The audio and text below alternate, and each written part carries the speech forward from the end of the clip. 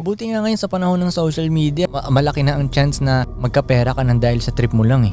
Lalo nung nakita ko marami nagtitrip ngayon na nagkakapera. Time platform. Lalo nung nakita ko yung YouTube channel na ang trip lang niya is maglaban ng gagamba.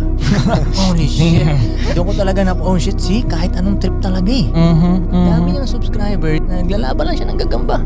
Malamang nung bata siya, yun ang trip niya. Ako nga, nanood, trip ko rin magagamba dati. Naglalaro ka na ng gagamba araw-araw. Tol, ito ang era na pinakamadaling mabayaran talaga ng gawa lang, trip mo lang. Noong unang panahon ng mga lolo natin, paano kung babayaran nung naglalabang ka ng gagamba? Sige nga. Posible yun, di ba? Sabihin ng mga tao sa'yo, nabuang na ka. Nabuang na. Anong gusto mo gawin? Maglaban ng gagamba? Gaganon yung mga tao sa'yo.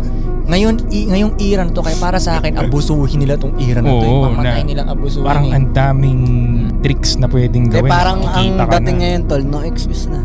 Wala nang excuse. Excuse. Wala nang excuse. Kaya nga sinasabi ko minsan sa nakakausap ko yan, gagi kahit anong trip ngayon, pwede mong perahin talaga.